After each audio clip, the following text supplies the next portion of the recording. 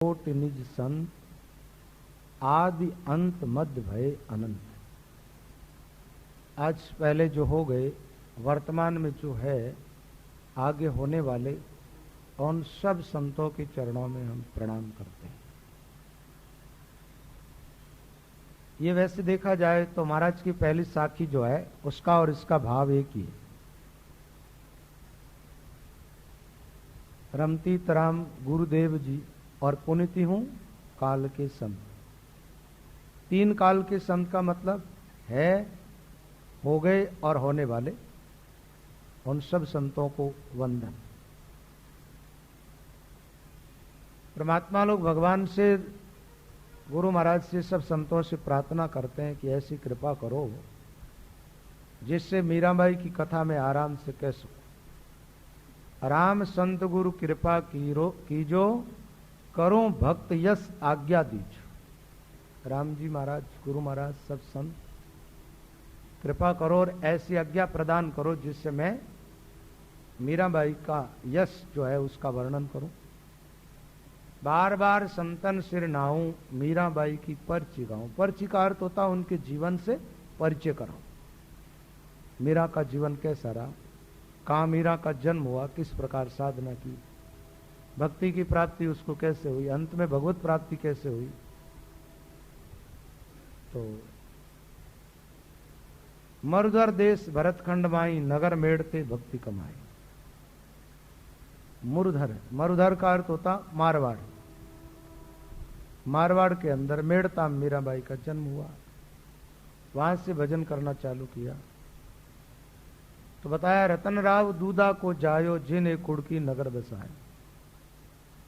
वहां पर राजाओं को पहले राव बोलते थे। तो दूधा जी के बेटे का नाम है रतन सिंह और उनके घर पर मीराबाई का जन्म हुआ। उन्होंने एक अलग से नगर बसाया, तो उस गांव का नाम है कुड़की। मीराबाई का वैसे जन्म मेड़ता का मानते हैं, लेकिन बताते कुड़की में जन्म हुआ था। रतन राव दूधा को जायो, जिन एक कुड़की नगर बसायो, जिन घर जन्मी मीराबाई, बहन अनुपा औरन भाई। मीरा की एक बहन और थी, भाई इनके कोई था नहीं। कहते हैं मीराबाई का जो जन्म हुआ ना, उस समय एक आश्चर्यजनक घटना घटित हुई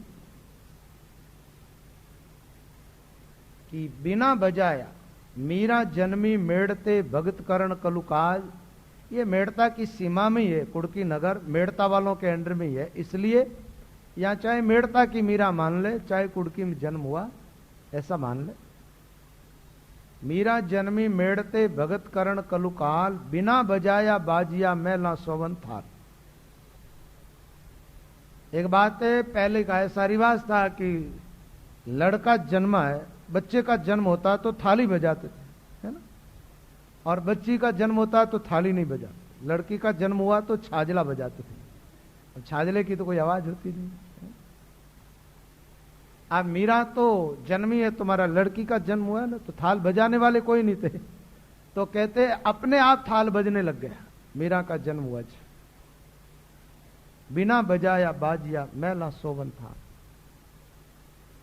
वो जो काल था ना, उस समय में भी आज वर्तमान के युग में जो हो रहा है ऐसा होता था।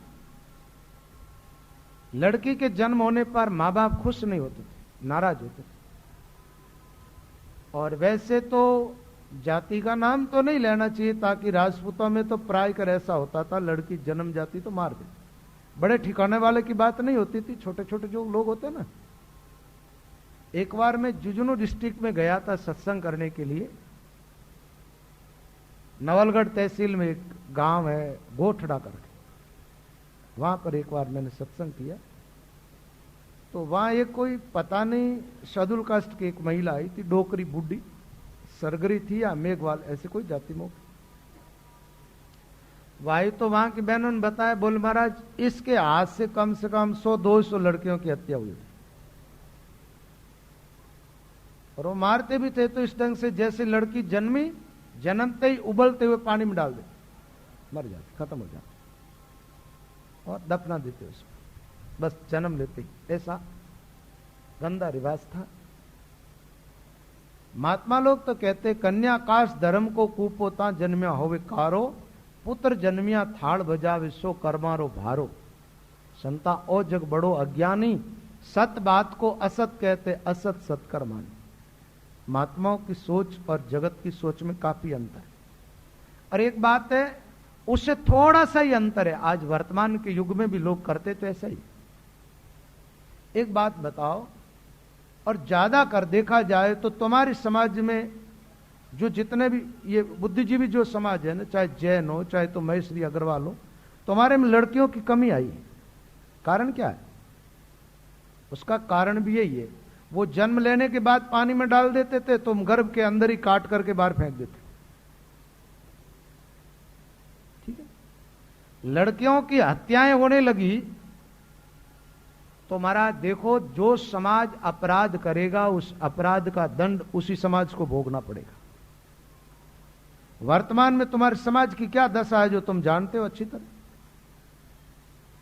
आदिवासी क्षेत्र से लड़कियां आ रही है, विवाह करते हो तुम लोग, अपने घर में ले आते हो, चाहे वो हरिजन की लड़की है तो ही तुम्हारे घर में आ जाती है।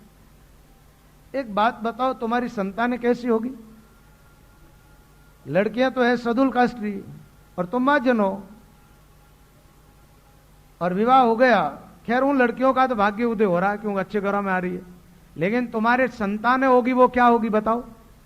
वर्ण संकर संतानें होगी ना। और वर्ण संकर संतान पितरों को पानी देती है तो मिलता है क्या? गीता का पहला ही अध्याय पढ़ लेना। वर्ण संकर पितरों को पानी देता, पितर नीचे गिर जाते, ऊंचे स्थानों से नीचे गिर जाते। अब रही बात के छुआछूत की, ये जो बुढ़े बुढ़े लोग हैं ना, कई लोग मेरे पास आते हैं, बोले राम जी आपकी बात का असर होगा और आप थोड़ा जोर दे करके कहो कि लोग हाथ से पुरस्कारी करें। मैंने कहा कहने से भी क्या होगा, यहां पुरस्कारी हो भी जाएगी तो तुम्हारे घर से कहां निकालोगे? परेशानी तो घर में आ गई ना। और एक बात और है, ये जितने बड़े बड़े लोग हैं ना, इन लोगों ने ये विकृति पैदा कर दी।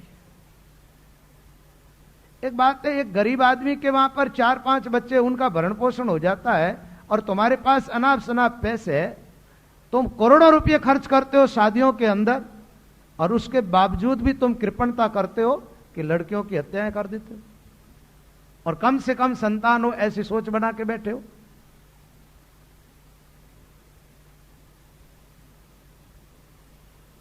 देखो, जीव जो भी संसार में आता उनका भाग्य उनके साथ होता है, वो अपना प्रारब्ध लेकर के आता है। अंतर क्या है, तुम्हारी गोद में तुम्हारी बच्ची होती है तो तुम्हें प्राणों से प्यारी लगती है, और गर्भ के अंदर उस पर छुरी चलाते हो। महात्मा लोग तो कहते हैं ऐसा काम कराने वाली स्त्रियों का मुंह ही नहीं देखना चाहिए। राम सुखदास जी महाराज थे ना, वो कहते थे ऐसा काम जिस किसी भी महिला ने गर्भपात करवाया हो वो मेरे को भोजन न करवाए। उनका तो ऐसा संकल्प ही था। ठीक है, एक बात बताओ, अपने संतान की हत्या करने वाला चाहे पुरुष हो चाहे स्त्री, वो कैसी होती महाराज? हत्यारा कोई भी अच्छा नहीं होता, लेकिन खुद की संतान की हत्या करना। या तो तुम संयम अपनाओ अपने जीवन के अंदर, संयमता से रहना तो आदमी चाहता नहीं है, और महाराज पाप के काम पर उतराया समाज, पाप का परिणाम भोगो। धीरे धीरे ये जो वर्ण व्यवस्था है ना, नष्ट हो जाएगी।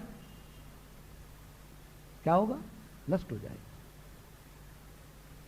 और ज्यादा बिगाड़ा बड़े लोग करते हैं, छोटे लोग बेचारे डरते हैं, भयभीत रहते हैं।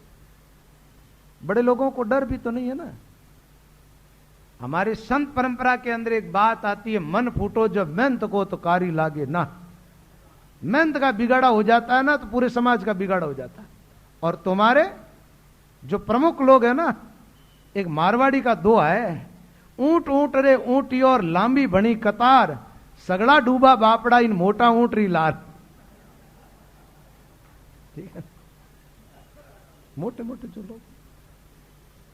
अब छोटे लोगों के उदाहरण मिल जाता, उसने भी तो ऐसा किया है, हम करते तो क्या है ना।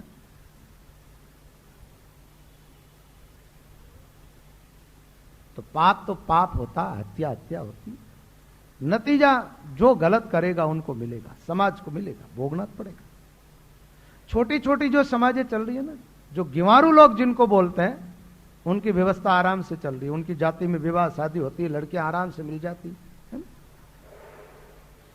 एक बात बताओ, प्रकृति जो है ना, इसका जो नेम बना हुआ वो तो बराबर है, लड़कियां लड़का बराबर होगा, लेकिन जब तुम हस्ताक्षेप करते हो ना बीच में, जब गड़बड़ पैदा कर देते हो। लड़के ज्यादा समाज में, लड़कियां कम क्यों? इसका कारण क्या? और सच पूछो ना तो लड़की जितनी वफादार होती है, लड़का उतना नहीं होता। मां बाप के लिए लड़की जितनी वफादार होती है, लड़के उतने नहीं होते। तुमने धन कमाया ना, पाप कर करके उसके मालिक बनते लड़के तो, और लड़की को जितना दे देते हो उतना ले जाती है। और तकलीफ जीवन में होती है ना तुम्हारे, तो लड़की को दर्द ज्यादा होता है। लड़के भी होते हैं वफादार, लेकिन लड़कियां ज्यादा होती मां बाप की।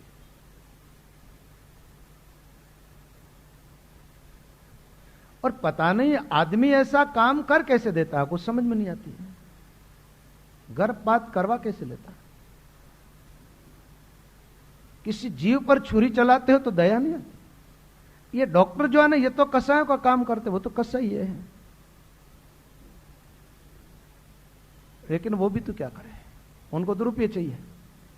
एक बात है, रुपयों की भूख भी ऐसी लगी है हमारा लोगों को, चाहे जैसे अनर्थ करने को तैयार हो जाते हैं पैसे कमाने के, बड़े बड़े अपराध करते लोग। ऐसे काम करने वाले उन डॉक्टरों का तो कल्याण ही कैसे होगा, कुछ समझ में नहीं आता। और उनके हाथों से कई हत्याएं होती है ऐसी। महात्मा लोग तो कहते हैं, गर्भ के अंदर जो बालक होता है ना, चाहे लड़का हो चाहे लड़की, उसका जीवन एक ऋषि के जैसा होता है, एक महापुरुष के जैसा। और एक उच्च कोटि के संत की हत्या करने का जो पाप लगता है, वो गर्भपात कराने वालों को अपराध लगता है। गर्भपात करने वाले, आप जानते हो गर्भ के अंदर बच्चा होता है ना, लड़की है कि लड़का, इसका परीक्षण कब होता है? जब शरीर बन जाता तब। उस समय उसको कई जन्मों की स्मृति होती है उस जीवात्मा को, और वो भगवान के ध्यान में होता है। गर्भ का जो वर्णन, चाहे भागवत देखो और चाहे सत्पुरुषों की वाणी, तो उसमें यही बात आती है कि जीवात्मा गर्भ में होती है जब भगवान को पुकारती है ना। इसका मतलब स्मृति परमात्मा की बनी हुई उनसे, तो उनकी तो, और महात्माओं की स्मृति भगवान की रहती है। तो अब उन बच्चों ने अपराध ही क्या किया, ये बताओ? अपराध तो तुम लोगों का है, भोगी तुम लोग हो। तुमने संतान पैदा की, अब गर्भ के अंदर उसके तो शरीर का निर्माण हो रहा है, और निरपराधी को दंडित करना, इससे बड़ा अपराध और होगा क्या? जिसका बिल्कुल अपराध नहीं, दोष नहीं, और ऐसे जीव की हत्या कर देना महापाप।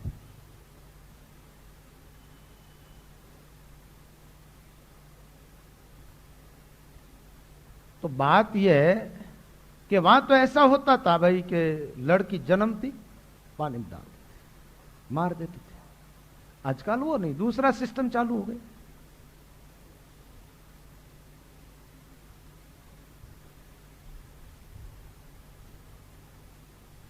राम तो भाई लड़कियों का जो अनादर करता, देखो लड़की को क्या माना। वैसे देखा जाए ना, ये पूरा विश्व है ना, रामचरितमानस माता सिया राम मैं सब जग जानी, करूं प्रणाम जोर जुग। सिया कौन? ये सीता का रूप है, ये राम का रूप। संसार में दो ही तो है ना, नर और नारी। सब नर को राम रूप समझे, नारी जाति को सीता जी का रूप समझे। लक्ष्मी जी चौकी लागे ना, लक्ष्मी की तो लोग पूजा करते हैं महाराज, और घर में आने वाली लक्ष्मी को रोक रहे हैं, प्रतिबंध लगा रहे हैं।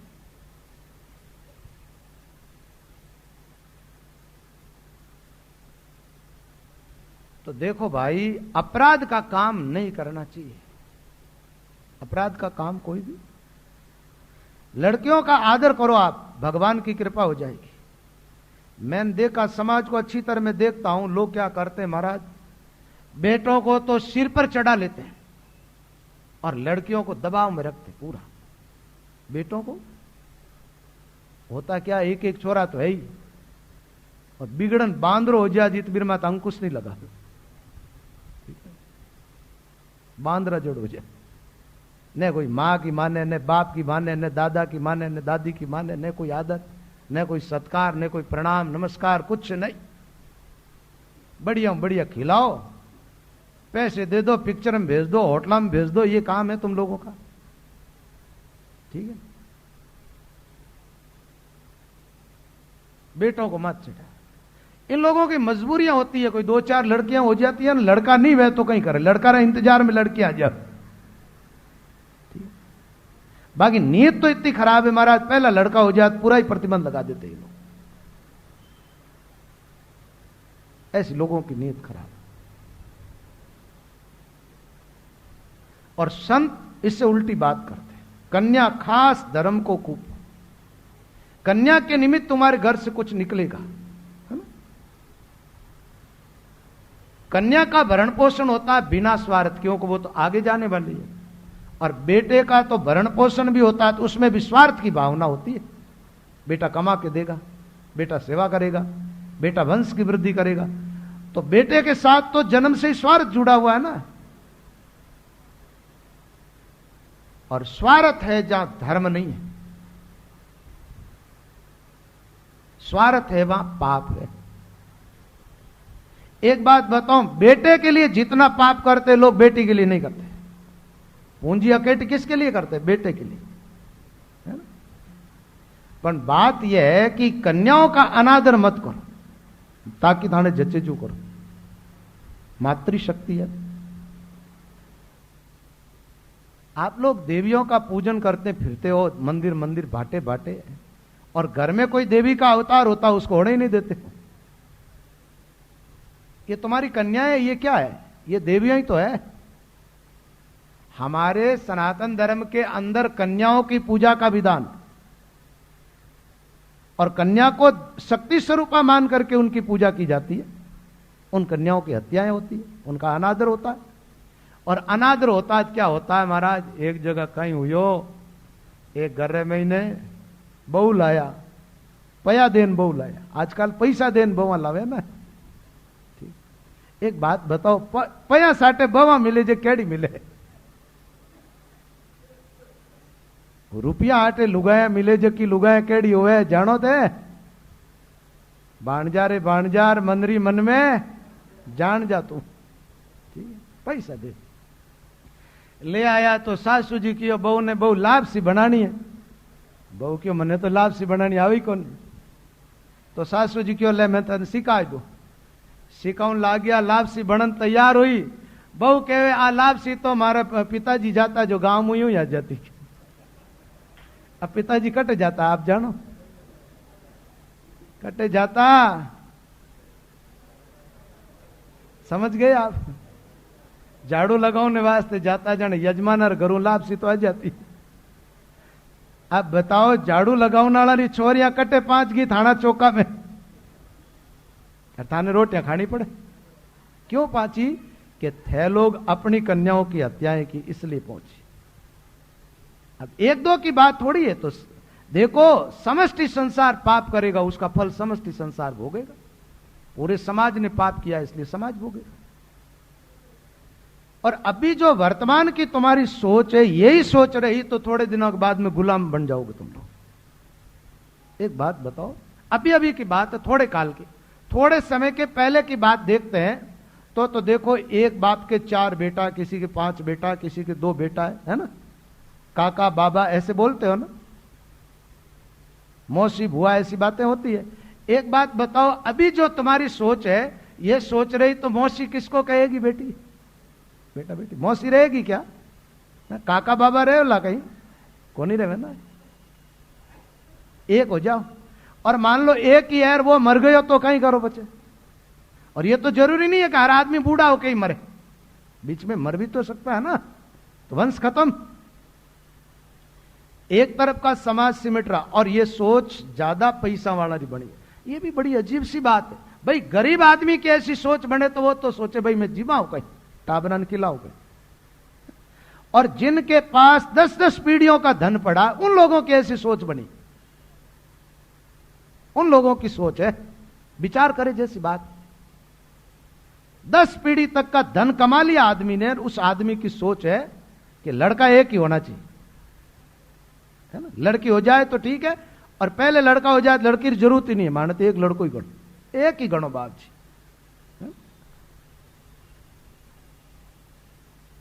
फिर उन धन का क्या करोगे? बोले एक की व्यवस्था ठीक से कर दें। क्या ठीक से खा कर दोगे? धन कमा के जुटा जाओ, तुम संग्रह कर लो, आने वाला काल वो आएगा। मुझे दिखाई दे रहा, आपको नहीं दिख रहा है कि तुम्हारे पास धन होगा और जनसंख्या उनकी ज्यादा होगी, तुम सबको लूट लिया जाएगा, तुम कंगले बन जाओगे, भिखारी बनोगे, सब लूट लेंगे, कोस के खा जाएंगे। एक बात तुम अकेले 5 जनों घेरे डाले तो आज भी लूट ले आदमी को। आज भी डरते हैं ना कई जगह। ये पहलवान लोग क्या होता है, ये चौने टाइप लोग होते हैं, लेकिन डरते हो तुम क्यों? उनके पास में और भी तो लोग हैं साथ में जुड़े। जुटाओ, तुम्हारा पाप प्रकट हो जाएगा, डूब जाओगे पाप के दरियाव के अंदर, और धन जो कमाया वो भी लूट लेंगे लोग। आने वाला काल देखना। दूसरी बात एक और है, शासन भी वही लोग करेंगे। जनसंख्या जिसकी ज्यादा होगी वो शासन करेगा। आज भी तुम्हारी सुनता कौन है? शेड्यूल कास्ट के लोग हैं ना, उनकी ज्यादा सुनते, क्यों? उनके बच्चे ज्यादा है, वोट तो वहां से मिले। अभी मुस्लिम समाज की भी देख लो ना, एक थोक में वोट पड़ते हैं उनके, अभी तो बहुत कम है, और आने वाले 50 साल में देख लेना तुम्हारे बराबर हो जाएगा। जिस दिन बराबर हुआ पलड़ा उनका ही भारी रहेगा। पहले जो समाज गुलाम रहा ना, ये राष्ट्र जो सनातन एक ही धर्म था, जिसमें दूसरा कोई धर्म ही नहीं था, वहां पर लोग आ गए, बाहर से शासन करके चले गए, क्योंकि यहां के लोगों की सोच शुरू से भी ठीक नहीं रही। अभी आप सोचते होंगे कि हम तो बिल्कुल स्वतंत्र है महाराज, राष्ट्र स्वतंत्र हो गया है ना, हम सुखी है, थोड़े दिन सुखी रह जाओ। एक बात है, राष्ट्र स्वतंत्र हो गया, लेकिन तुम्हारी सोच शूद्र हो गई। क्या हो गई? शूद्र सोच का अर्थ होता छोटी, तुच्छ। आप शूद्र तो नहीं हो, लेकिन बुद्धि आपकी शूद्रों के जैसी हो गई, छोटी बुद्धि।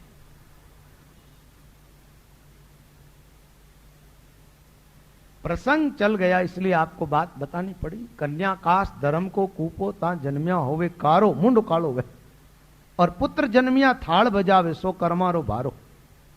संता ओ जग बड़ो अज्ञानी, सत बात को असत कहते असत सत कर मान। कन्याओं का आदर करो। करदम के बाद 9 कन्याओं का जन्म हुआ, कन्याओं का आदर हुआ तो उसके घर पर भगवान कपिल के रूप में प्रकट हो गए। लेकिन कुछ ये बड़े लोग हैं ना महाराज, ये समाज के हत्यारे लोग हैं। आप कहोगे आप सत्संग कर रहे हो, गालियां बक रहे हो।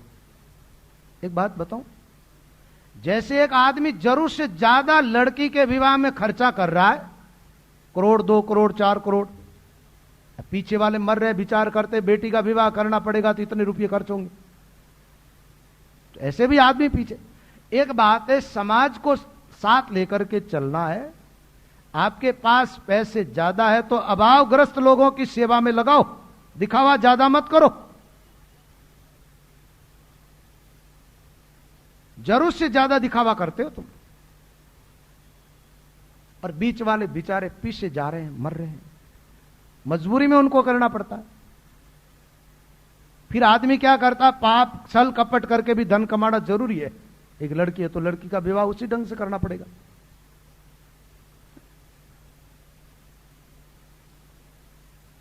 आज 20-20, 25-25 लाख तुम्हारे सूट के पैसे आते हैं। कौन सा सूट पहनते हो ऐसा है? बताओ आप, ऐसा सूट पहना कभी? 20 लाख 25 लाख। गलत रिवाज बना लिया आप लोगों ने।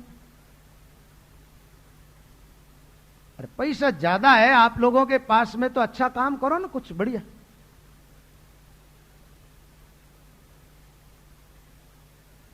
और समाज के अंदर बहुत सारे लोग पीछे रह चुके हैं, उनको आगे लाने की कोशिश करो ना, मदद करो ना उन लोगों की। वो नहीं होगा, दिखावा करेंगे, ओहो अमुक सेठ जी ने तो इतने रुपये लगा दिए। मूर्ख लोग तुम्हारी प्रशंसा करते हैं, तुम्हारा अहंकार बढ़ता जाता और कुछ भी नहीं होता। अहंकार की ही पुष्टि होती और होता क्या है ना? वो कोई परमार्थ का काम थोड़ी कर रहे हो तुम लोग। बोले महाराज 3,000 और 3 का ही मैंने तो बताया 5,000 थाली, 5,000 थाली में कहीं खाओ थे, कहीं होना रोटियां खाओगे? 5,000 थाली में खाओ कहीं हो? अरे आदमी का पेट जो है ना, उसमें तो 80 भरियो अन्न मावे, ज्यादा की माओ को नहीं, पर 5,000 रुपये में कहीं डालिया करो थे। दिखावा नहीं है तो और क्या है? ये दिखावा जो है ना, ये समाज को बर्बाद कर रहा है। लेकिन अभी आंखें नहीं खुल रही है, खुलेगी आपकी, खुलेगी जब तक बहुत समय बीत जाएगा, बहुत समय बीतेगा।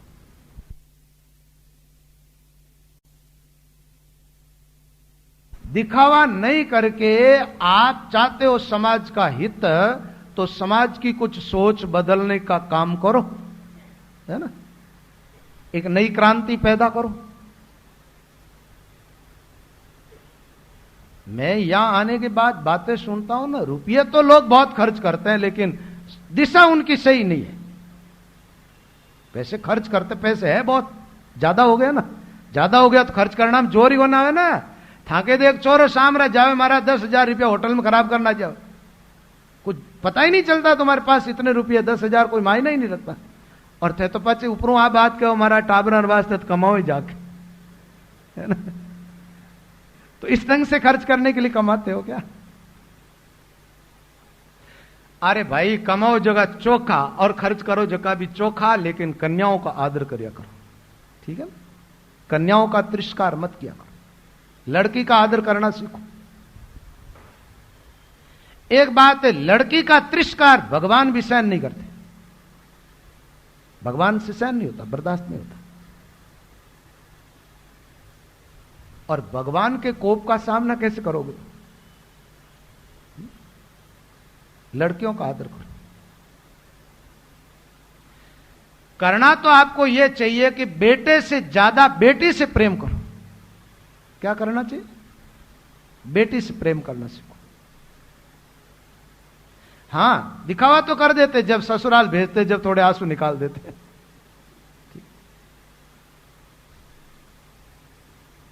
जब बेटी रहना, बेटा तो तुम्हारी संपत्ति का मालिक बनेगा, बेटी तो तुम जो दोगे वो लेके जाएगी, है ना? बेटियों का आदर करो। एक आदमी था जिसके कोई संतान नहीं थी, वो एक महात्मा जी के पास में गया और कहा महाराज मेरे तो कोई संतान है नहीं और मैं कोई गोद लेनी चाहता हूं लड़का।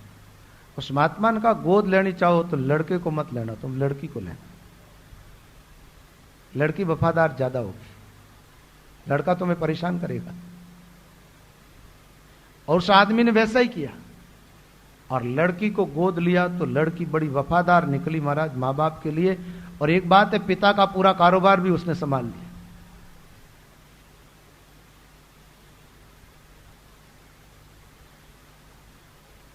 एक बात बताओ, लड़का 2 हो जाए 3 हो जाए तो लड़की प्राप्त करने के लिए प्रयास करता है क्या कोई?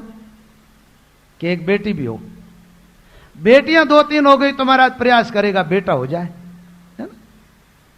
ये कैसी सोच? ये सीधी बात है कि आदमी का झुकाव किधर है? बेटों की तरफ ज्यादा है, बेटियों की तरफ कम है।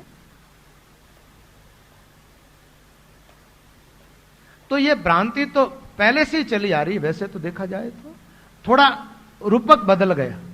पहले कन्याओं की हत्याएं और ढंग से होती थी, आजकल और ढंग से होती। मैं तो कई बार पूछता हूं, अरे गांव में ने तो टाबर हो जावे 2-2 4-4 लोगों ने थाने 1-1 2-2 की करवे, कहीं बात है? ए बताओ तो कहीं, मैंने बताओ कौन पूरी बात? और कदे बता दी जन मैं कताम थाने बताए दे पण थे अभी नहीं बताओ मैंने, आप बात पक्की है। थे भी तो पूरा समझदार हो ना, इतना तो कम कट्टे हो महाराज, है ना? कुछ न कुछ तो है मामला, है ना? बोलो राम। तो यहां मीराबाई के प्रसंग में यह बात आई है कि थाली कोई बजाने वाला नहीं, तो भगवान ने कहा मीरा तो मेरा भगत का अवतार है। तो ठाकुर जी ने थाली बजाई मीरा के लिए, बिना बजाया बाजिया मेला सोवन थाल। लोगों को बड़ा आश्चर्य हुआ, लड़की का जन्म हुआ और थाल बज गया अपने आप। जन्म सुनत इचरज भयो, सब कोई करे विचार, के कोई पुरुष पराक्रमीर के संतन को अवतार। मीराबाई का जन्म हुआ तो सबको आश्चर्य हुआ, विचार करने लगे, कह तो कोई बहुत बड़े पराक्रमी पुरुष सूरवीर का जन्म हुआ महल के अंदर, और या किसी संत ने अवतार लिया। जब महल से सूचना मिली कि एक लड़की ने जन्म लिया है और अपने आप थाल बजे, तो ये लड़की मीरा जन्मी। जन्म इस प्रकार मीराबाई का हुआ।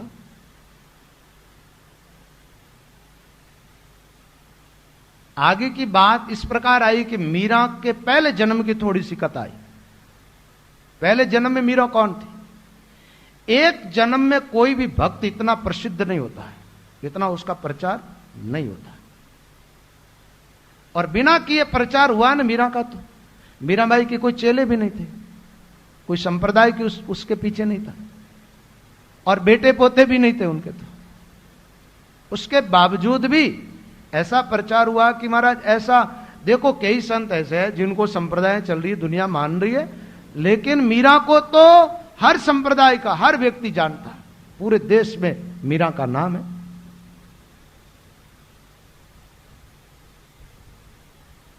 पहले जन्म में मीरा कौन थी तो बताते हैं, पूर्व जन्म की वर्णु गाथा, तनमन अर्प भजो विदाता। पूर्व जन्म ब्राह्मण वंश माई, अब क्षत्रि राठौड़ का आई। मेड़तनी सभी जानी जग जानी, गढ़ चित्तौड़ घरा पटरानी। बड़े घराने जो जन आवे, भक्त पूरे तब तेज बढ़ावे। भूप दुष्ट भय के राजा, कृष्ण अवतार लियो जय काजा। ये वही कहानी आई है, वही कथा आई है जो भागवत में मैंने आपको सुनाई थी, बरसाना की। बरसाना की ब्राह्मणी तजो प्रीत सो प्राण, सो दूसरी मीरा भई अज्ञा कृष्ण की मान। भगवान बरसाना की तरफ गाया लेकर के गए थे, है ना। ग्वाल बालों से भेजा कि वहां से ब्राह्मणों के वहां से भोजन लेके आ जाओ। गए भोजन लाने के लिए, ब्राह्मणों ने भोजन दिया नहीं। दोबारा उनकी पत्नियों के पास भेजा, पत्नियां भोजन लेकर के आई। उसमें से एक स्त्री का पति आया और उसको उसने बंदी बना लिया, घर के अंदर बंद करके ताला लगा दिया, तो नहीं जा सकती। तो महाराज उनके मन में भगवान कृष्ण के प्रति ऐसा प्रेम था कि उसने अपना शरीर छोड़ दिया और वो आत्मा भगवान कृष्ण के पास पहुंच गई और भगवान से प्रार्थना की कि प्रभु आप मुझे तो अपने अंदर ही मिला लो। भगवान ने कह दिया अभी तुम्हारे थोड़े कर्म संस्कार बाकी है, इसलिए अभी इस शरीर में वापस चली जाओ, और इस शरीर की जब अवधि पूरी हो जाए उसके बाद तेरा जन्म जल्दी नहीं होगा, कलयुग में जन्म होगा, और तू जब चाहेगी जब मैं तेरे को दर्शन दूंगा और तेरे द्वारा मेरी भक्ति का बहुत बड़ा प्रचार प्रसार होगा। ऐसा वरदान भगवान ने द्वापर युग में दिया उस ब्राह्मण कन्या को, और वो महाराज शरीर छोड़ करके वापस दूसरा जन्म लिया मीरा के रूप में। आप कहेंगे उस काल को और मीरा के काल में बीच में अंतर पड़ गया लगभग 5000 से भी ज्यादा वर्षों का। और शास्त्र तो कहते जीव इधर गया और आगे जन्मा, लेकिन इसमें जन्म के बारे में महात्मा लोगों ने कुछ बातें अलग ढंग की बताई है कि 3 प्रकार के जीवों का जन्म होता है संसार में।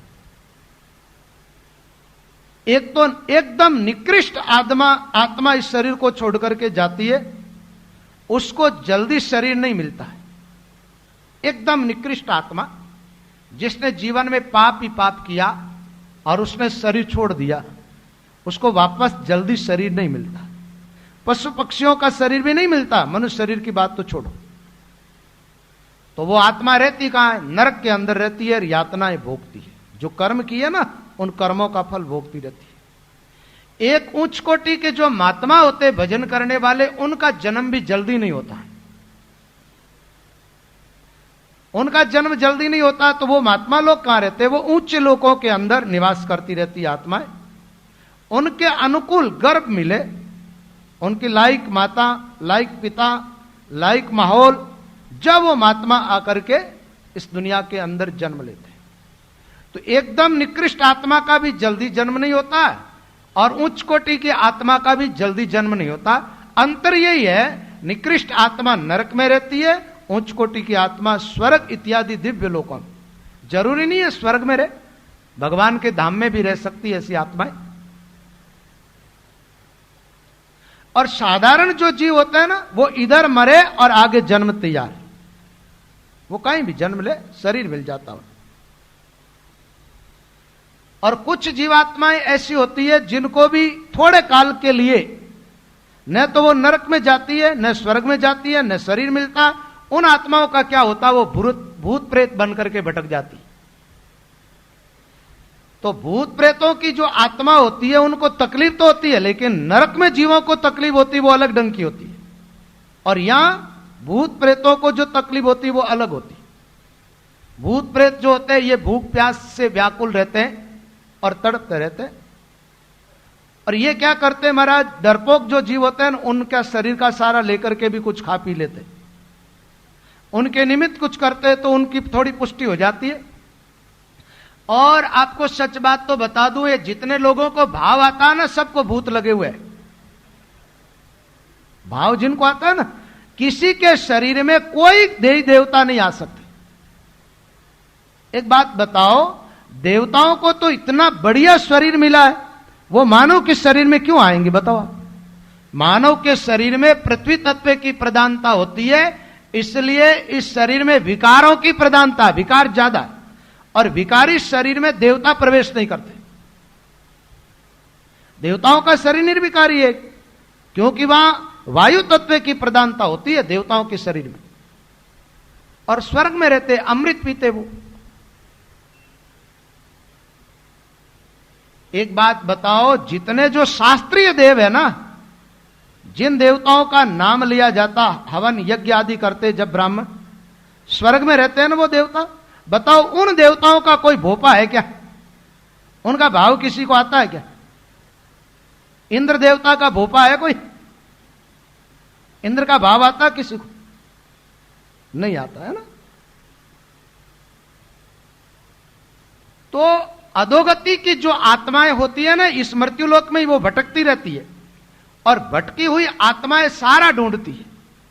अब वो तो सहारा तुम्हारा ढूंढती है और तुम उनसे अपना भला चाहते हो।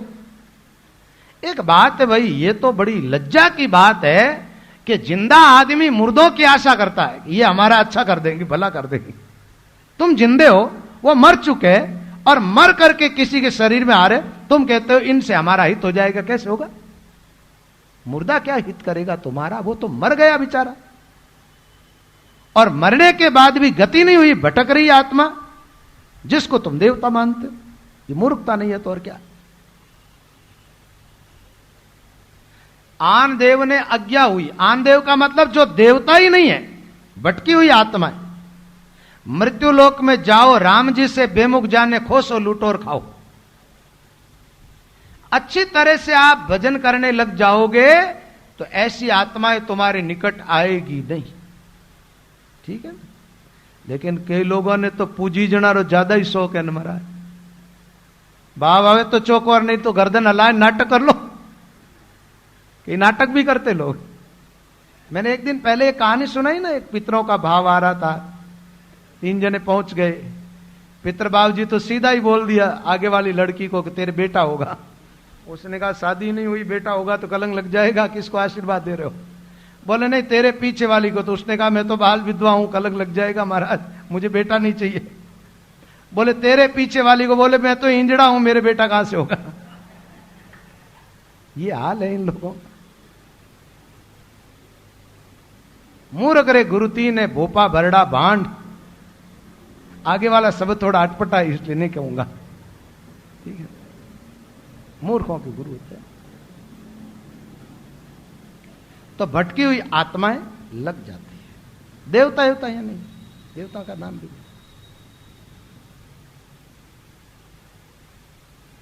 एक बात बताऊं आपको, भोपा जी बनना हो ना, ज्यादा शौक हो तो मैं उपाय बता दूंगा।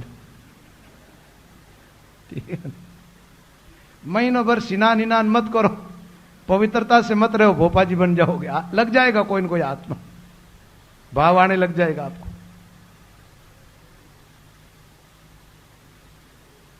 अपवित्रता से रहोगे तो और क्या होगा। शुद्र आत्माएं ऐसे जीवों का पीछा करती है। एक बात बताओ, जो अंतर आत्मा से भगवान का भजन करता है, वैष्णव धर्म का जो पालन करता है, उनको कभी भूत प्रेत लगता है क्या? नहीं लगता है। भूतों के जैसा जीवन जीता है ना, उनको भूत लग जाते, भूत प्रेत लगते। तो कई प्रकार की आत्मा है। एक आत्मा निकृष्ट नरक में गई, थोड़े कम पाप है और पाप है तो वो भटक गई। वो मानव जीवन का जो शेष हिस्सा है ना, जैसे अकाल मृत्यु होने वाले ज्यादा कर भूत प्रेत बनते। तो जैसे मान लो 100 साल की उम्र थी और 50 साल में ही आदमी की कोई दुर्घटना हो गई, पाप के कारण होती है दुर्घटना, पाप के कारण ही अकाल मृत्यु होती है। तो 50 साल का टाइम कहां निकालेगा? भूत प्रेत की योनि के अंदर निकालेगा। फिर बाद में उनकी आगे गति हो जाएगी। और यह जरूरी नहीं है किसी जीव की 20 साल की उम्र होती है और 20 साल का मर गया तो आप ऐसा सोच मत बनाओ कि उसकी अकाल मृत्यु हुई। नहीं, उसकी उम्र उतनी थी, वो खत्म हो गया, उसके बाद वो कोई भूत प्रेत नहीं बनता। उनकी जो गति होनी होती है कर्मों के अनुसार वो गति हो जाती है। मनुष्य योनि का शेष भाग आत्मा भूत प्रेत की योनि के अंदर निकालती है। ठीक है? पाप का फल नरक, पुण्य का फल स्वर्ग। और भी उच्च कोटि की आत्मा होती है, वो भगवान के धाम में रहती है। और जब भगवान आज्ञा देते, जब वापस मृत्यु लोक में आकर के जन्म। तो मीरा बरसाना की ब्राह्मणी थी, 5000 से ज्यादा वर्षों तक भगवान के धाम में रही है। और फिर भगवान की आज्ञा से इन्होंने जन्म लिया मृत्यु लोक के अंदर, और यहां जन्म हुआ तो मीरा के नाम से प्रसिद्ध हुई। बरसाना की ब्राह्मणी तजो प्रीत सु प्राण, सो दूसरी मीरा भई आज्ञा कृष्ण की मान। भगवान कृष्ण की आज्ञा से मीरा के नाम से वो प्रसिद्ध हुई। आज्ञा गुरु गोविंद की चले सुधरे काज। महात्मा कहते गुरु और भगवान की आज्ञा का जो पालन करते हैं उनके जीवन का कार्य सफल होता है, उनको सफलता प्राप्त होती है।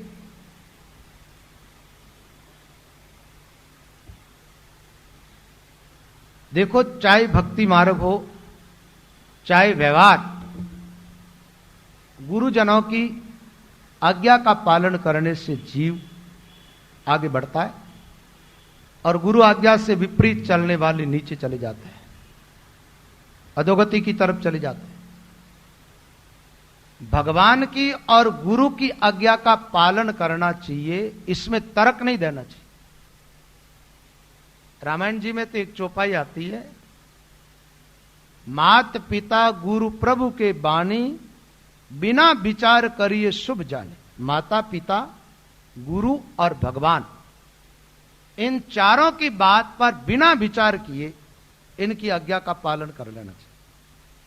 एक बात बताओ, माता पिता अपनी संतान का कभी अनिष्ट सोचते हैं क्या? वो तो हित ही सोचते हैं ना। तो फिर वो कोई बात कह रहे हैं तो उनकी बात मान लो आप, ठीक है, उसी में कल्याण है। गुरु अपने शिष्य का हमेशा हित सोचते हैं, वो यही सोचते हैं कि इनको परमात्मा प्राप्ति हो जाए, कर्म बंधन से मुक्त हो जाए। और भगवान तो जीव का अनिष्ट सोचते ही नहीं है। एक बात बताओ, जीव कोई दुख भी पा रहे हैं, तकलीफ उठा रहे हैं ना, तो जीवों का कर्मफल होता है। परमात्मा जीवों को दुखी नहीं करते। आदमी जैसा करता है वैसा उनको फल मिल जाता है। परमात्मा तो सब जीवों का हित ही चाहते हैं, भगवान तो कृपा ही करते। सब जीवों के लिए भगवान ये सोच रखते हैं कि ये सब जीव मेरे हैं, और ये संसार की तरफ भटक क्यों रहे, ये मेरी तरफ आ जाए तो ये सुखी हो जाए। और जीव जो भी भगवान के सन्मुख होता है सुखी हो जाता है। तो गुरु महाराज की और भगवान की आज्ञा का जो पालन करते हैं उनके जीवन का कार्य सफल होता है।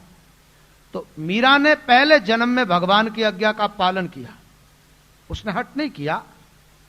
अब एक बात बताओ, कोई प्राण छोड़ करके किसी के पास आ जाए, बिना प्रेम कैसे आए?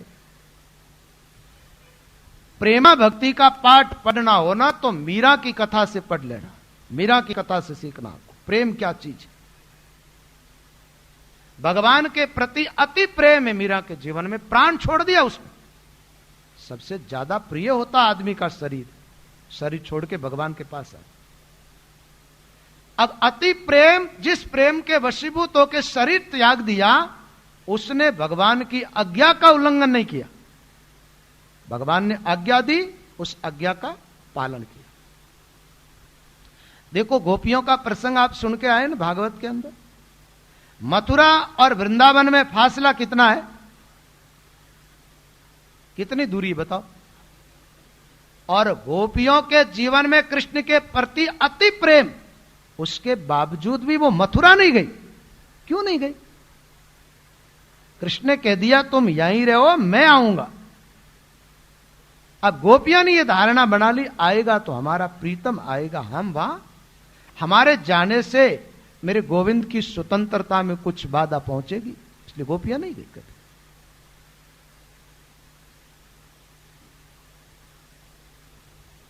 और मीरा के पदा में आप देखना आगे जाकर के, मीरा कहती है आप मुझे प्राणों से ज्यादा प्यारे लगते हैं। प्राण प्रिय नहीं है। मीरा कहती है शरीर तो मैंने आपकी आज्ञा से धारण किया, इसकी मुझे परवाह नहीं। और इसीलिए तो मीरा को मारने का प्रयास किया, तो मीरा घबराई नहीं। बोले मेरे गोविंद चाहेगा कि ये शरीर छूट जाए तो छूट जाए, तो क्या आपत्ति है, मुझे तो परमात्मा चाहिए।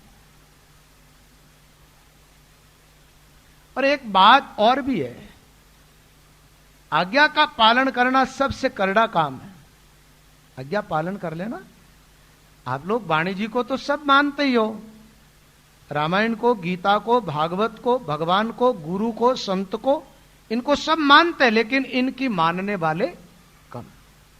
और इनकी मानने का मतलब होता है शास्त्र की मानना, शास्त्र आज्ञा का पालन करना, गुरु की मानना, गुरु आज्ञा का पालन करना, और भगवान की वाणी का आदर करके उसको मानना, भगवान की आज्ञा का पालन करना। आज्ञा पालन करने से कल्याण हो जाता है, भगवत प्राप्ति हो जाती है। आज्ञा की एक बात बता दूं आपको, एक छोटी कहानी सुना देता हूं। एक बार क्या हुआ, एक व्यक्ति तुलसीदास जी महाराज के पास में कहा महाराज मेरे को विश्वास है कि आपको भगवत प्राप्ति होगी, आप कृपा करो, ऐसा कोई उपाय बताओ जो मेरे को परमात्मा की प्राप्ति हो जाए, भगवान का दर्शन चाहता हूं। तुलसीदास जी ने कहा भाई भजन कर। बोले महाराज ये काम नहीं होगा मेरे से। पुण्य का काम कर। बोले ये भी नहीं, धन नहीं छोड़ता मेरे से, पैसे है खर्च नहीं करूंगा, ठीक है, बैठ के भजन भी नहीं करूंगा, और कोई सरल उपाय बताए। तुलसीदास जी ने विचार किया इसके जीवन में दृढ़ निश्चय होगा तो भगवत प्राप्ति तो हो जाएगी। तो उन्होंने कहा एक काम कर, एक लोहार से लो क्या भाला बनवा के लिया। भाला बना के ले आए। तुलसीदास जी ने कहा इस भाले को रोप देना जमीन में, पेड़ के ऊपर चढ़ करके इस भाले पर कूद जाना, तेरे को भगवान मिल जाएंगे। अब तुलसीदास जी ने ऐसा आदेश कर दिया कि भाई भगवान के भरोसे ये कूद जाएगा तो भगवान मिल जाएंगे, और नहीं तो ये पीछे लगा, इससे पीछा तो छुड़ाए। ठीक है, बता दिया उपाय। वो भाला लेकर के आ गया, पेड़ के नीचे भाला रोप दिया, पेड़ के ऊपर चढ़ा, नीचे देखा भाला तीखा एकदम। विचार किया भगवान मिलेगा नहीं मिलेगा, मर जाऊंगा, नीचे आ गया, नहीं कूदना मेरे। फिर विचार किया अरे तुलसीदास जी जैसे महात्मा का वचन झूठा तो नहीं होता, भगवान मिलेंगे, चलो अपन चढ़ जाते, कूद ही जाते। हिम्मत करके ऊपर गया, नीचे देखा तो भाला तीखा, फिर नीचे आ गया, नहीं कूद पाऊंगा। एक दो बार ऊपर नीचे। इधर क्या हुआ कि एक कोई व्यक्ति था, डाका डाल करके आया था, डकैत। ये डकैत आदि लोग होते हैं, इनको सुझाव अच्छा नहीं मिलता, इसलिए गलत काम करने लगे, ताकि इनका जिगर तो होता है, इनमें पावर तो होता है। वो कुछ माल लेकर के आया राज खजाना में से, और पीछे राजा के सिपाही लगे हुए थे। उसने इस आदमी को देखा, ऊपर जाता नीचे आता, वजह क्या है? बोले भाई क्या बात है? बोले तुलसीदास जी महाराज ने कहा इस भाले पर कूद जाएगा भगवान मिल जाएगा, मेरे को तो डर लगता है। वो थोड़ा लोभी ज्यादा था। तो उस आदमी के पास घोड़े पर माल लदा हुआ था। बोले देख इतना धन देता हूं, ले ले। उसने कहा राम जी नहीं मिला तो कोई बात नहीं, धन तो मिल गया। तुलसीदास जी की बात का कुछ तो असर हुआ ही है। तो भाई राम जी नहीं मिले, लेकिन इतना धन दे रहा है ये आदमी। बोले भाई ठीक है, तो तू क्या करेगा? बोले इस भाले पर कूदने वाला काम मैं कर दूंगा, ये धन लेके तो चला जा। वो धन लेके निकल गया। और उस आदमी ने क्या की महाराज, उसने विचार किया तुलसीदास जी जैसा संत कभी झूठ नहीं बोल सकता। तुलसीदास जी ने कहा है तो जरूर भगवान मिलेंगे। चढ़ा ऊपर पेड़ के, छलांग लगा दी, कूद गए।